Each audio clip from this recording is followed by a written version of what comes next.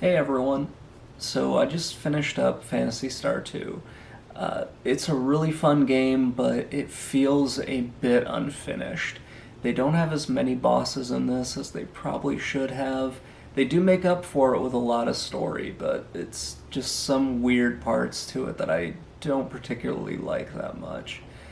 They do a good job of explaining why you only go to two out of the three planets in the star system this time, and they do a great job of sort of looping back the big boss from the last game into this one. It's just one of those weird things where I feel like there should have been more to the game, and that's probably because it was kind of rushed at the end of it, sort of at the end of its production cycle. I think this was actually supposed to be a Master System game that they converted to be onto the Sega Genesis. So that sort of explains a little bit of why it feels a bit lacking in some areas.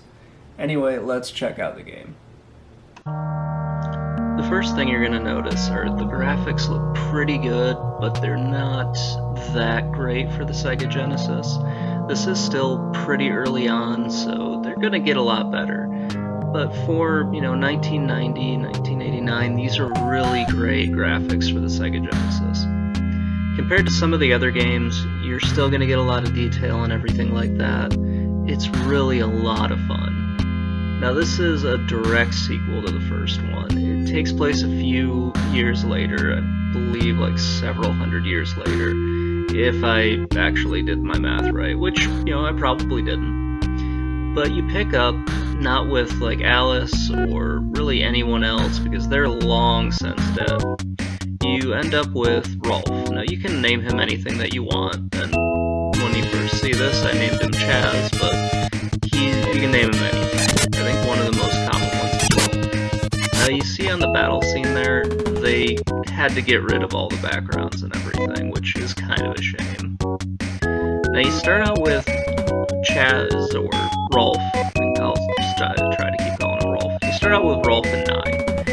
Now, that's where some of the big things piss me off is, Nye is not a human, she's a biomonster essentially, which comes into play later on. Now you see here we meet another character, and this is one of the weird parts. You don't go questing for the characters like you did in the other game.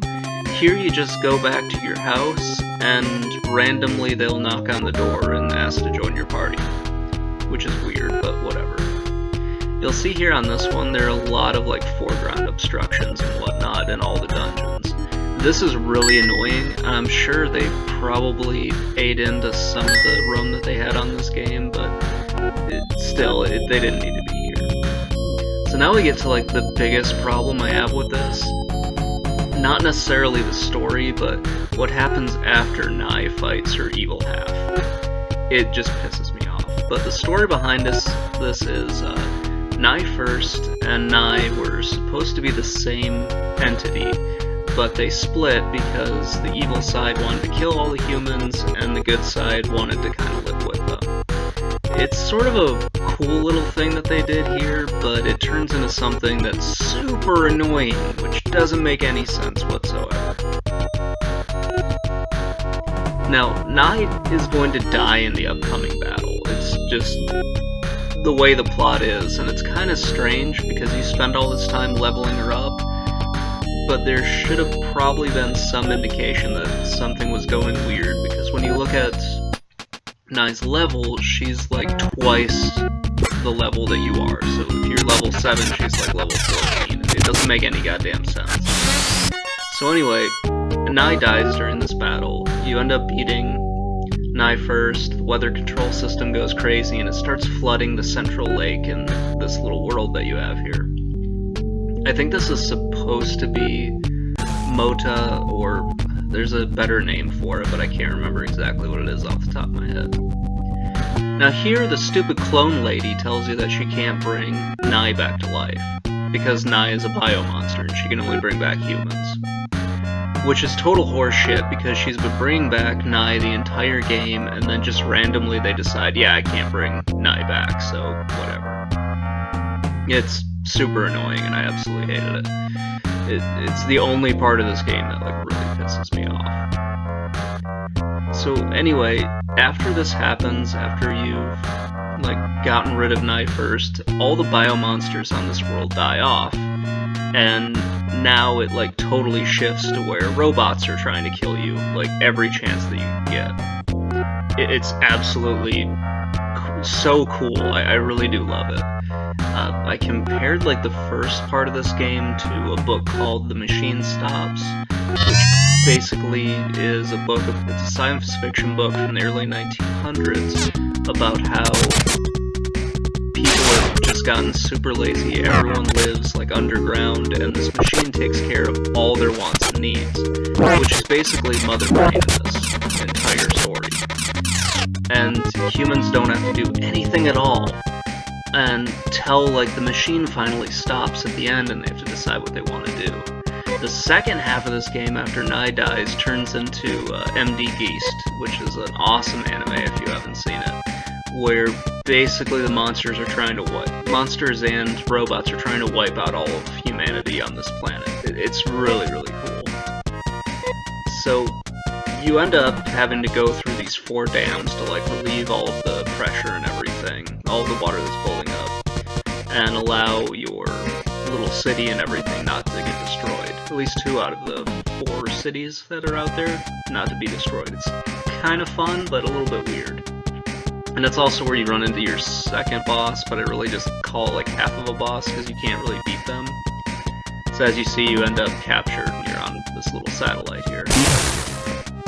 And this satellite obviously starts to blow up because why the hell not? And you have to try to escape. And the satellite ends up crashing into one of the planets, Parma, and destroying it, which doesn't really come into play later on, but you end up getting saved by this guy Tyler, and he takes you to Deizo, which is the last planet in the system, the total ice-covered one.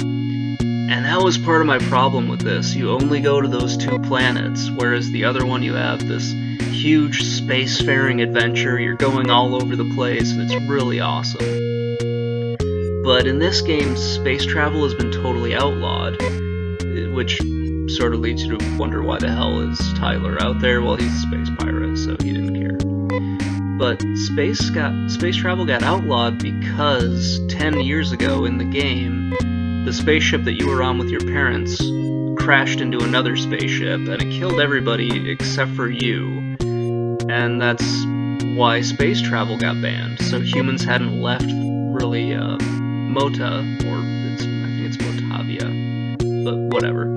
They hadn't left Motavia, and they hadn't left Palm, and so they were just on those 2 planets, whereas Deizo really just was left to its own devices. There's also a gas leak on one of the mines, and that caused all the humans to leave Deizo as well, with the exception of this weird little cult here, which is protecting Lutz from the first game, which is kind of fun. Good old Lutz, the wonderful wizard, but he doesn't want to help you, he's just kind of a dick, and tells you to go out and find stuff. Whatever, though. Would have been nice if he had decided to join my party as well, but, at this point you have, I believe it's 8 members in 8 potential members in your party, which is a huge thing for a lot of the other games, so it's kind of fun. Compared to other RPGs, it's just really crazy. Anyway, this is the first of the final bosses you have to fight. This is Dark Force, which he's gonna come back over and over again. It's just one of these weird things. I don't understand this whole solar system, why this guy keeps coming back, or why an evil force keeps coming back, but it makes it kind of fun for these games.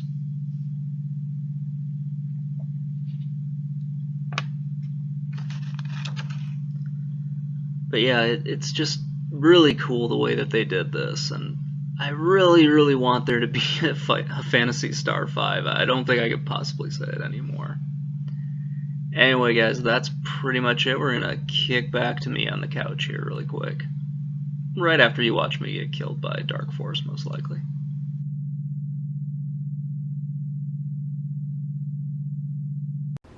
So that was pretty much everything in the game. I did skip a few plot points that I didn't want to expose and whatnot, just in case other people wanted to play the game.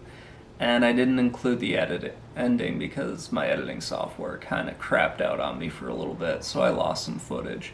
But even though this game doesn't really feel complete to me, and I know I've said that before, but it's just sort of a weird feeling for when I play this game. It's still really great and still worth trying out now. It's frustrating, especially at the very beginning where you have to kind of grind to get your levels up and whatnot, but that being said, it's a lot of fun. If you guys get a chance, definitely check this game out. Anyway, I will talk to you guys later, and have a great day.